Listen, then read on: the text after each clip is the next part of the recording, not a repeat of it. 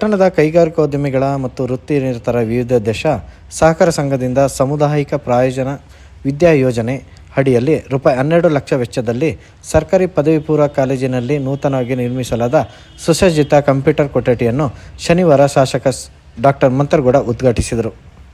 ನಂತರ ನಡೆದ ಸಮಾರಂಭದಲ್ಲಿ ಮಾತನಾಡಿದ ಶಾಸಕರು, ವಿದ್ಯಾರ್ಥಿಗಳು ಕಂಪ್ಯೂಟರ್ ಶಿಕ್ಷಣ ಪಡೆದು ತಮ್ಮ ಜ್ಞಾನ ಅಭಿವೃದ್ಧಿಪಡಿಸಿಕೊಳ್ಳಬೇಕು ಎಂದರು.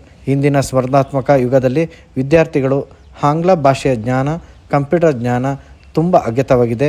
ಶಿಕ್ಷಣಕ್ಕೆ ಹೆಚ್ಚಿನ ಒತ್ತು ನೀಡಲಾಗುತ್ತಿದೆ. ಪೋಷಕರು ತಮ್ಮ ಮಕ್ಕಳಿಗೆ ಉನ್ನತ ಶಿಕ್ಷಣ ಕೊಡಿಸಬೇಕು ಎಂಬ ಉದ್ದೇಶ ಹೊಂದಿರುತ್ತಾರೆ. ಮಕ್ಕಳು ಧನಾತ್ಮಕ ಚಿಂತನೆ ಹೊಂದಬೇಕು. ಕಂಪ್ಯೂಟರ್ನಲ್ಲಿ ತಮ್ಮ ಶಿಕ್ಷಣಕ್ಕೆ ಪೂರಕವಾದ ವಿಚಾರ ತಿಳಿಯಲು ಗಮನ ಹರಿಸಬೇಕು ಎಂದರು. ಈ ಸ್ಮಾರ್ಟ್ ಫೋನ್ ಉಪಯೋಗ ಮಾಡಕ್ಕೆ ಬರಲಿಲ್ಲ ಅಂದ್ರೆ ಅದರ ಜೊತೆಗೆ ಕಂಪ್ಯೂಟರ್, ಬೇಸಿಕ್ ಕಂಪ್ಯೂಟರ್ ನಾವು ಕಲೀಲಿಲ್ಲ ಅಂತಂದ್ರೆ ಜೀವನ ನಡೆಸೋದು ತುಂಬಾ ಕಷ್ಟ. ಯಾಕೆ ಹೇಳ್ತೀನಿ, ಎಲ್ಲಾನು ಇವತ್ತಿನ ದಿವಸದಲ್ಲಿ ನೀವು ಪುಸ್ತಕನೂ ಓಪನ್ ಮಾಡೋದ್ ಬೇಡ, ನಿಮ್ಮ ಡೇಟಾನು ಎಲ್ಲಾನು ಇಂಟರ್ನೆಟ್ ಅಲ್ಲಿ ಇದೆ, ಆನ್ಲೈನ್ ಇರೋದ್ರಿಂದ ನಮಗೆ ಫಿಸಿಕಲ್ ಬುಕ್ ಅವಶ್ಯಕತೆ ಇಲ್ಲ. ಮಾತ್ರ ಫಿಸಿಕಲ್ ಬುಕ್ ಅವಶ್ಯಕತೆ ಇಲ್ಲ ಅಂತಂದ್ರೆ ಸ್ಮಾರ್ಟ್ ಫೋನ್ ಮೇಲೆ ನೋಡ್ ಆಗಿದ್ರು ಅದು ಉಪಯೋಗ ಮಾಡೋಕೆ ಬರ್ಬೇಕಲ್ಲ. ಅಲ್ಲಿ ವಿಂಡೋಸ್ ಓಪನ್ ಮಾಡ್ಬೇಕಾ, ವಿಂಡೋಸ್ ಓಪನ್ ಮಾಡಿ ಇಂಟರ್ನೆಟ್ ಅಲ್ಲಿ ನಾವು ವೆಬ್ ಪೇಜ್ ಓಪನ್ ಮಾಡ್ಬೇಕು, ವೆಬ್ ಬ್ರೌಸರ್ ಅಂತೀವಿ, ಕರೆಕ್ಟಾ? ಬ್ರೌಸರ್ ಓಪನ್ ಮಾಡಿ ಎಲ್ಲಿ ಯಾವ ಚಾನೆಲ್ ಅಲ್ಲಿ ಯಾವ ವೆಬ್ಸೈಟ್ ಅಲ್ಲಿ ಓಪನ್ ಮಾಡ್ಬೇಕು ಅಂತ ನಾವು ಕಲಿಬೇಕಾ ಬೇಡವಾ? ನಮಗಿಂತ ಮಿತಿಮೀರಿ AI ಅಂತ ಬಂದಿದೆ. AI ಅಂತಂದ್ರೇನು? Artificial intelligence. ನಾಳಿದ್ದು ನಾವು ಇಲ್ಲಿ ವೇದಿಕೆ ಮೇಲೆ ಕೂರಂತ ಅವಶ್ಯಕತೆ ಇಲ್ಲ. ಭಾಷಣಗಳು ಹಾಗೆ ಚಾಟ್ GPT, ಡೀಪ್ ಸರ್ಚ್, ಇದು ಹಾರ್ಗಳು ಎಲ್ಲಾನು ಬಂದು ನಾವು ನೀವು ಈ ಭಾಷಣ ಬರೆಯೋದೇ ಬೇಡ. 2 minutes ಸ್ಪೀಚ್ ಆನ್ ಸೊಸೈಟೀಸ್ ಅಂತ ಬಂದ್ರೆ ಒಂದು 20 ನಿಮಿಷದ ಭಾಷಣ ಬರೀತಾರೆ. ಆ ವಿಚಾರದಲ್ಲಿ చాలా ಬದಲಾವಣೆ ಇದೆ ಮಕ್ಕಳೇ. ಸಿಟಿಯಲ್ಲಿ ನಾವು ಕಂಪೇರ್ ಮಾಡೋ ಸಂದರ್ಭದಲ್ಲಿ ನಾವು ಅವರಷ್ಟೇ ಫಾಸ್ಟ್ ಹೋಗ್ಬೇಕು ಅಂತಂದ್ರೆ ಈ ತರ ಸವಲತ್ತುಗಳು ನಿರಂತರವಾಗಿ ನಾವು ಸರ್ಕಾರದ ಜವಾಬ್ದಾರಿ ಬರ್ತಿದ್ದಾರೆ. ನಡಿ ಕಾಲೇಜಿಗಾಗಿರ್ಲಿ ಒಂದು ಒಳ್ಳೆ ಗಾಡಿ ಕೊಡಿಸಿ, ಒಂದು ಒಳ್ಳೆ ಬೈಕ್ ಕೊಡಿಸಿ, ಯಾರಾದ್ರೂ ಒಂದು ಒಳ್ಳೆ ಪುಸ್ತಕ ಕೊಡಿ, ಒಳ್ಳೆ ಕಂಪ್ಯೂಟರ್ ಕೊಡಿಸಿ ಅಂತ ಕೇಳಿದ್ರೆ ಮನೇಲಿ ಯಾರು ಕೇಳಲ್ಲ. ಕರೆಕ್ಟ್ ಅಲ್ವಾ? ನಾನು ಹೇಳ್ತಾ ಇರೋದು ಒಂದು ಒಳ್ಳೆ ಸ್ಮಾರ್ಟ್ ಫೋನ್ ಕೊಡ್ಬೇಕು. ಯಾಕೆ ಸ್ಕೂಲಲ್ಲಿ ಅವ್ರಿಗೆ ಆ ಫೋನ್ ಇದೆ, ಕಾಲೇಜಲ್ಲಿ ನನಗೂ ಅದೇ ಫೋನ್ ಬೇಕು ಅಂತ ಆ ರೀತಿ ಹಠ ಮಾಡಿದ್ರೆ ಅಂತ ಅವರು ಮೊಬೈಲ್ ಸ್ಮಾರ್ಟ್ ಫೋನ್ ಇವತ್ತಿನ ಕಾಲದಲ್ಲಿ ಇರಲೇಬೇಕು. ಒಳ್ಳೆ ರೀತಿಯಲ್ಲಿ ಉಪಯೋಗಿಸ್ಕೊಂಡ್ರೂ ಪರವಾಗಿಲ್ಲ. ಅಲ್ಲಿ ಕಂಪ್ಯೂಟರ್ಸ್ ಅಲ್ಲಿ, ಸಿಸ್ಟಮ್ಸ್ ಅಲ್ಲಿ ಎಷ್ಟು ಪಾಸಿಟಿವ್ ಇನ್ಫಾರ್ಮೇಶನ್ ಇದೆ ಅಷ್ಟೇ ನೆಗೆಟಿವ್ ಇದೆ. ಸಂಘದ ಅಧ್ಯಕ್ಷ TR ಶರವಣಕುಮಾರ್ ಮಾತನಾಡಿ, ಕಂಪ್ಯೂಟರ್ ಶಿಕ್ಷಣದಿಂದ ವಂಚಿತಗೊಂಡಿದ್ದ ಬಡ ಹಾಗೂ ಮಧ್ಯಮ ವರ್ಗದ ವಿದ್ಯಾರ್ಥಿಗಳಿಗೆ ಅನುಕೂಲ ಕಲ್ಪಿಸುವ ಉದ್ದೇಶದಿಂದ ಈ ನೂತನ ಯೋಜನೆ ಹಮ್ಮಿಕೊಳ್ಳಲಾಗಿದೆ. ವಿದ್ಯಾರ್ಥಿಗಳು ಈ ಸೌಲಭ್ಯವನ್ನು ಸದುಪಯೋಗಪಡಿಸಿಕೊಳ್ಳಬೇಕು, ಉನ್ನತ ಶಿಕ್ಷಣ ಪಡೆಯಬೇಕು ಎಂದರು. ಸಂಘವು ಹಲವಾರು ಸಾಮಾಜಿಕ ಸೇವಾ ಕಾರ್ಯಕ್ರಮಗಳನ್ನು ಈವರೆಗೆ ಹಮ್ಮಿಕೊಂಡು ಬಂದಿದೆ. ಸರ್ಕಾರಿ ಪದವಿ ಪೂರ್ವ ಕಾಲೇಜಿನ ವಿದ್ಯಾರ್ಥಿಗಳ ಅನುಕೂಲಕ್ಕಾಗಿ ಸಂಘದ ಮೂಲಕ ₹12 ಲಕ್ಷ ವೆಚ್ಚದಲ್ಲಿ 21 ಕಂಪ್ಯೂಟರ್ ಸೇರಿದಂತೆ ಇನ್ನಿತರ ಸೌಲಭ್ಯಗಳನ್ನು ಕೊಡುಗೆ ನೀಡಲಾಗಿದೆ. ಬಡ ಮಧ್ಯಮ ವರ್ಗದ ಮಕ್ಕಳಿಗೆ ಇದರಿಂದ ಅನುಕೂಲವಾಗಲಿದ್ದು, ವಿದ್ಯಾರ್ಥಿಗಳು ಉತ್ತಮ ಕಂಪ್ಯೂಟರ್ ಜ್ಞಾನ ಪಡೆದುಕೊಳ್ಳಲು ಸಹಕಾರಿಯಾಗಲಿದೆ. ಈ ಎಲ್ಲ ಕಂಪ್ಯೂಟರ್ಗಳ ತಾಂತ್ರಿಕ ನಿರ್ವಹಣೆಯನ್ನು ನಮ್ಮ ಸಂಘ ವಹಿಸಲಿದೆ ಎಂದು ಶರವಣಕುಮಾರ್ ಹೇಳಿದರು. ವೃತ್ತಿ ನಿರತರುವುದಂದ್ರೆ ಪ್ರೊಫೆಷನ್ ಮಾಡೋದು. ಇವತ್ತು ಕಾರ್ಪೆಂಟ್ರಿ ಇರ್ಬೋದು, ಗಾರೆ ಕೆಲಸ ಮಾಡೋರು ಇರ್ಬೋದು, ಡಾಕ್ಟರ್ಸ್ ಇರ್ಬೋದು, ಇಂಜಿನಿಯರ್ಸ್ ಇರ್ಬೋದು, ಇವರೆಲ್ಲರೂ ಪ್ರೊಫೆಷನ್ ವೃತ್ತಿ ಮಾಡೋಂಥವ್ರು. ಇವರೆಲ್ಲ ಅಭಿನಯಕ್ಕಾಗಿ 2004 ಇಸ್ವಿಯಲ್ಲಿ ನಾವೆಲ್ಲ ಸಮಾನ ಮನಸ್ಸು ಸೇರಿಕೊಂಡು ಒಂದು ಸಹಕಾರ ಸಂಘವನ್ನು ಪ್ರಾರಂಭ ಮಾಡ್ತೀವಿ. ಆ ಪ್ರಾರಂಭದ ಉದ್ದೇಶ ಏನಂತಂದ್ರೆ, ನಾನು ಒಬ್ಬ ವ್ಯಾಪಾರಸ್ಥ, ನನ್ನ ಜೊತೆ ಇರೋದು ವ್ಯಾಪಾರಸ್ಥರು. ನಾವೆಲ್ಲರೂ ವ್ಯಾಪಾರ ಅಂದ್ರೆ ತಮಗೆಲ್ಲ ಗೊತ್ತು, ವ್ಯಾಪಾರಕ್ಕೆ ಮೂಲ ಏನಂತಂದ್ರೆ ಬಂಡವಾಳ ಬೇಕು. ಬಹುಶಃ 2004 ಇಸ್ವಿ ಬಂದಾಗ ಇಷ್ಟು ಒಂದು ಬ್ಯಾಂಕ್ಗಳು ಕುಶಾಲನಗರದಲ್ಲಿರಲಿಲ್ಲ. ಒಂದು 3-4 ಬ್ಯಾಂಕ್ಗಳಿದ್ವು. ಊರು ತುಂಬ ಪ್ರೈವೇಟ್ ಫೈನಾನ್ಸ್ಗಳಿದ್ವು. ಫೈನಾನ್ಸ್ ಅಂದ್ರೆ ಗೊತ್ತಲ್ವಾ, ಬಡ್ಡಿ ವ್ಯವಹಾರ ಮಾಡೋದು. 65-70 ಫೈನಾನ್ಸ್ಗಳಿದ್ವು ಕುಶಾಲನಗರದೊಳಗೆ. ಆ ರಾಷ್ಟ್ರೀಕೃತ ಬ್ಯಾಂಕ್ಗಳಿಗೆ ಸಾಲ ಹೋದರೆ ಯಾರು ಅನುಕೂಲಿಸ್ತೋ ಅವ್ರಿಗೆ ಮಾತ್ರ ಅನುಕೂಲ ಸಿಗ್ತಿತ್ತು. ಮಧ್ಯಮ ವರ್ಗದವರು, ಬಡವರು ಇಂಥವರಿಗೆ ಆರ್ಥಿಕ ಅನುಕೂಲಕ್ಕೆ ಯಾವ ಬ್ಯಾಂಕ್ಗಳು ಆವಾಗ ಮುಂದೆ ಬರ್ತಿರಲಿಲ್ಲ. ಅಂಥ ಒಂದು ಕಾಲಘಟ್ಟ. ಆ ಕಾಲಘಟ್ಟದಲ್ಲಿ ನಮ್ಮ ಸಣ್ಣ ಸಣ್ಣ ವ್ಯಾಪಾರಗಳಿಗೆ ಬಂಡವಾಳ ಬೇಕಂದಾಗ ನಾವು ಈ ಫೈನಾನ್ಸ್ಗಳಿಗೆ ಹೋಗ್ತಾ ಇದ್ವಿ. ಅತಿ ಹೆಚ್ಚಿನ ಬಡ್ಡಿ ಕೊಟ್ಟು ಸಾಲವನ್ನು ತಗೊಳ್ತಾ ಇದ್ವಿ. ನೀವೆಲ್ಲರೂ ಬಡ್ಡಿ ಆಕರಣೆ ಮಾಡೋದು ಹೆಂಗೆ ಅಂತ ನಿಮಗೆ ಪಾಠದ ಮೆಥಮೆಟಿಕ್ಸ್ ಹೇಳ್ಕೊಟ್ಟಿರ್ತಾರೆ, ಯಾವ ರೀತಿ ಬಡ್ಡಿ ಲೆಕ್ಕಾಚಾರ ಕೊಡ್ತಾರೆ.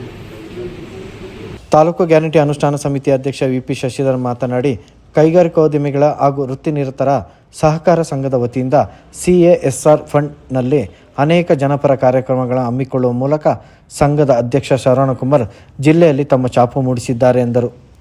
ಸರ್ಕಾರಿ ಕಾಲೇಜಿಗೆ ಉತ್ತಮ ಗುಣಮಟ್ಟ ಕಂಪ್ಯೂಟರ್ ಲ್ಯಾಬ್ ನಿರ್ಮಿಸಿಕೊಟ್ಟಿರುವುದು ಹೆಮ್ಮೆಯ ಸಂಗತಿಯಾಗಿದೆ. ಖಾಸಗಿ ಕಾಲೇಜುಗಳಿಗೆ ಸರಿಸಾಟಿಯಾಗಿ ಸ್ಪರ್ಧಾತ್ಮಕವಾಗಿ ಸರ್ಕಾರಿ ಪದವಿ ಪೂರ್ವ ಕಾಲೇಜು ಬೆಳೆದು ನಿಂತಿವೆ ಎಂದರು. ದೊಡ್ಡ ಸಂಖ್ಯೆಯ ವಿದ್ಯಾರ್ಥಿಗಳನ್ನು ಹೊಂದಿರುವ ಕಾಲೇಜುಗಳು ಅಭಿವೃದ್ಧಿ ಹೊಂದುತ್ತಿವೆ ಎಂದರು.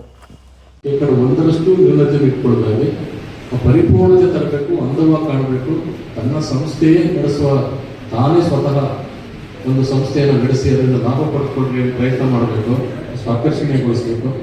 ಆ ರೀತಿ ಮುತುವರ್ಜಿ ವಹಿಸಿ, ಆಸಕ್ತಿ ವಹಿಸಿ, ಬದ್ಧತೆಯಿಂದ ಕಳಕಳಿಯಿಂದ ಅಂತ ಮಾಡಿದಂಥ, ಬಹಳ ಪ್ರೀತಿಯಿಂದ ಮಾಡಿದಂಥ ಒಂದು ಲ್ಯಾಬನ್ನು ಇವತ್ತು ನಮಗೆ ಕೊಟ್ಟಿದ್ದಾರೆ.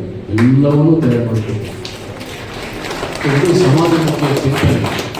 ಸಮಾಜಕ್ಕೆ ಏನಾದರೂ ಕೊಡ್ಬೋದು, ಏನಾದರೂ ಕೊಟ್ಬಿಟ್ಟು ಮುಗಿಸ್ಬೋದು. ನಮ್ಮ ಹೈಸ್ಕೂಲ್ ವಿಭಾಗಕ್ಕೆ CSRನಿಂದ 25 ಲಕ್ಷ ರೂಪಾಯಿಗಳನ್ನ ತಂದಿದ್ದೀವಿ. ಅಲ್ಲಿ ಸತೀಶ್ ರವರ ಮೂಲಕ ಹನ್ನೊಂದು ಸಭಾಂಗಣ ನಿರ್ಮಾಣ ಆಗ್ತದೆ. ಸೊ ಇಲ್ಲಿಗೆ CSR ಫಂಡಲ್ಲಿ ನಮಗೆ ಬಹಳ ಅತ್ಯುತ್ತಮವಾದಂಥ, ನಮಗೆ ಬಹಳ ಅಗತ್ಯವಾದ, ಅನಿವಾರ್ಯವಾದ ಸೌಲಭ್ಯವನ್ನು ಕೊಟ್ಟಿದ್ದೇವೆ. ಕೊಡಗು ಜಿಲ್ಲಾ ಶಾಲಾ ಶಿಕ್ಷಣ ಇಲಾಖೆ ಪ್ರಭಾರ ಉಪನಿರ್ದೇಶಕ PR ವಿಜಯ್ ಮಾತನಾಡಿ, ಕೈಗಾರಿಕೋದ್ಯಮಿಗಳ ಮತ್ತು ವೃತ್ತಿನಿರತರ ವಿವಿಧೋದ್ದೇಶ ಸಹಕಾರ ಸಂಘದ ಒಗ್ಗಟ್ಟು ಶಿಕ್ಷಕ ವರ್ಗ ಅನುಭವ ಪಾಠವಾಗಬೇಕು. ಎಲ್ಲ ಕೆಲಸಗಳನ್ನು ಸರ್ಕಾರ ಮಾಡುವುದಿಲ್ಲ. ಸರ್ಕಾರಿ ಶಾಲಾ ಕಾಲೇಜುಗಳ ಅಭಿವೃದ್ಧಿಗೆ ಸಂಘ ಸಂಸ್ಥೆಗಳ ಕೊಡುಗೆ ತುಂಬ ಅಗತ್ಯವಾಗಿದೆ ಎಂದರು. ಸರ್ಕಾರಿ ಶಾಲೆಗಳಲ್ಲಿ ವ್ಯಾಸಂಗ ಮಾಡಿದ ವಿದ್ಯಾರ್ಥಿಗಳು ಸಮಾಜದಲ್ಲಿ ಉನ್ನತ ಸ್ಥಾನಮಾನದಲ್ಲಿದ್ದಾರೆ. ಕೈಗಾರಿಕೋದ್ಯಮಿಗಳ ಹಾಗೂ ವೃತ್ತಿನಿರತರ ಸಹಕಾರ ಸಂಘದ ಅಧ್ಯಕ್ಷರು ಆಡಳಿತ ಮಂಡಳಿಗೆ ಇಲಾಖೆ ಪರವಾಗಿ ಕೃತಜ್ಞತೆ ಸಲ್ಲಿಸುತ್ತೇನೆ ಎಂದರು. ಬಂದಾಗಲೂ ಕೂಡ ನಮಗೆ ಕಂಪ್ಯೂಟರ್ನ ಕೊಟ್ಟಾಗ ಅವ್ರ ಹತ್ರ ಹೇಳ್ತಾ ಇದ್ರು, ಬೇರೆ ಸರ್ಕಾರಿ ಪದವಿ ಪೂರ್ವ ಕಾಲೇಜುಗಳಿಗೂ ಇದೇ ರೀತಿ ಸಹಾಯವನ್ನ ಮಾಡಿರ್ತಾರೆ. ಈಗಲೂ ಕೂಡ ಮಾನ್ಯ ಶಾಸಕರು ಅದೇ ಮಾತನ್ನ ಹೇಳಿದ್ರು, ಸರ್ಕಾರಿ ಶಾಲೆಗಳಿಗೆ ಸಹಾಯವನ್ನ ಮಾಡಬೇಕು ಅಂತ. ಅವರ ಕಳಕಳಿ ಅರ್ಥ ಆಗ್ತದೆ. ಇವತ್ತು ಒಂದು ಕಾಲದಲ್ಲಿ ಸರ್ ಈ ಕಾಲೇಜಿನಲ್ಲಿ ಸುಮಾರು 720 ವಿದ್ಯಾರ್ಥಿಗಳಿದ್ದರು. ಶಶಿಧರ್ ಸರ್ ಅವರಿಗೆ, ಚಂದ್ರಕಲಾ ಮೇಡಮ್ ಅವರಿಗೆ ಅವರ ಕೊಡುಗೆ ಈ ಕಾಲೇಜಿಗೆ ಪ್ರಾರಂಭವಾಗಬೇಕಾದ್ರೆ 1998ರಲ್ಲಿ ಶಶಿಧರ್ ಸರ್ ಅವರು ಒಂದು ದೊಡ್ಡ ಪ್ರತಿಭಟನೆಯನ್ನ ಮಾಡಿದ್ರು, ಇಲ್ಲಿಗೊಂದು ಸರ್ಕಾರಿ ಪದವಿ ಪೂರ್ವ ಕಾಲೇಜ್ ಆಗಬೇಕು ಅಂತ. ನಾನು ಸುಮಾರು 21 ವರ್ಷಗಳವರೆಗೆ ಈ ಕಾಲೇಜಿನಲ್ಲಿ ಉಪನ್ಯಾಸಕನಾಗಿ ಸೇವೆ ಸಲ್ಲಿಸಿದೆ. ನಂತರ ಮಡಿಕೇರಿಯ ಸರ್ಕಾರಿ ಪದವಿ ಪೂರ್ವ ಕಾಲೇಜಿಗೆ ಪ್ರಾಚಾರ್ಯನಾಗಿ ಹೋದೆ. ಬಹುಶಃ ಈ ಮಣ್ಣಿನ ಋಣ ಇದು 29ನೇ ತಾರೀಕು ಉದ್ಘಾಟನೆ ಆಗಬೇಕು. ಆದರೆ ಶಾಸಕರ ಒಂದು ಅಪೇಕ್ಷೆಯ ಮೇರೆಗೆ ಇದು 3ನೇ ತಾರೀಕಿಗೆ ಉದ್ಘಾಟನೆಯಾಗಿತ್ತು. ಬಹುಶಃ 29ನೇ ತಾರೀಕಿಗೆ ಈ ಕಾರ್ಯಕ್ರಮವಾಗಿದ್ದರೆ ನಾನು ಉಪನಿರ್ದೇಶಕನಾಗಿ ಇಲ್ಲಿ ಬರಲಿಕ್ಕೆ ಅವಕಾಶ ಇರಲಿಲ್ಲ. ಈ ಸಂದರ್ಭ KPCC ಕಾರ್ಯದರ್ಶಿ KP ಚಂದ್ರಕಲಾ, ಕಾಲೇಜಿನ ಅಭಿವೃದ್ಧಿ ಸಮಿತಿ ಉಪಾಧ್ಯಕ್ಷ SN ರಾಜೇಂದ್ರ, ಪ್ರಭಾರ ಪ್ರಾಂಶುಪಾಲೆ ಶಾಂತಿ ಮತ್ತು ಸಂಘದ ಉಪಾಧ್ಯಕ್ಷ ಜೋಸೆಫ್ ವಿಕ್ಟರ್ಸೋನ್, ಸಂಘದ ನಿರ್ದೇಶಕರಾದ ರಾಮಕೃಷ್ಣಯ್ಯ, ಶಿವಪ್ರಕಾಶ್, ನಾರಾಯಣ, ಸುರೇಶ್ ಕುಮಾರ್, ಶರತ್, ಕವಿತಾ, ಅಮೃತ್, ಸುರೇಶ್, ಕೃತಿಕಾ ಪೊನ್ನಪ್ಪ ಮತ್ತು ಕೀರ್ತಿಲಕ್ಷ್ಮಿ, ಸಹ ನಿರ್ದೇಶಕರಾದ RK ನಾಗೇಂದ್ರ ಬಾಬು ಸೇರಿದಂತೆ ಮುಖ್ಯ ಕಾರ್ಯನಿರ್ವಹಣಾಧಿಕಾರಿ ಶ್ರೀಜೇಶ್, ವ್ಯವಸ್ಥಾಪಕ R ರಾಜು, ನಾಡಪ್ರಭು ಪತ್ತಿನ ಸಹಕಾರ ಸಂಘದ ಅಧ್ಯಕ್ಷ MK ದಿನೇಶ್ ಪಾಲ್ಗೊಂಡಿದ್ದರು. ಉಪನ್ಯಾಸಕಿ ಪ್ರಿಯಾಂಕಾ ಪ್ರಾರ್ಥಿಸಿದರು. ಪ್ರಾಂಶುಪಾಲೆ ಶಾಂತಿ ಸ್ವಾಗತಿಸಿದರು. ನಂದೀಶ್ ನಿರೂಪಿಸಿದರು. ಇದೇ ಸಂದರ್ಭ ಕೈಗಾರಿಕೋದ್ಯಮಿಗಳ ಹಾಗೂ ವೃತ್ತಿ ನಿರತರ ಸಹಕಾರ ಸಂಘದ ಅಧ್ಯಕ್ಷ ಶರವಣಕುಮಾರ್ ಹಾಗೂ ಎಲ್ಲ ನಿರ್ದೇಶಕರನ್ನು ಕಾಲೇಜು ಅಭಿವೃದ್ಧಿ ಸಮಿತಿ ಉಪಾಧ್ಯಕ್ಷ ರಾಜೇಂದ್ರ ಸನ್ಮಾನಿಸಿ ಗೌರವಿಸಿದರು. ಜೊತೆಗೆ ರಾಜ್ಯ ಮಟ್ಟದಲ್ಲಿ ವಿವಿಧ ಸ್ಪರ್ಧೆಗಳಲ್ಲಿ ವಿಜೇತ ವಿದ್ಯಾರ್ಥಿಗಳಾದ ಚಿಂತನ, ದಿವ್ಯಾ, ಅಭಿ ಅವರನ್ನು ಸನ್ಮಾನಿಸಲಾಯಿತು.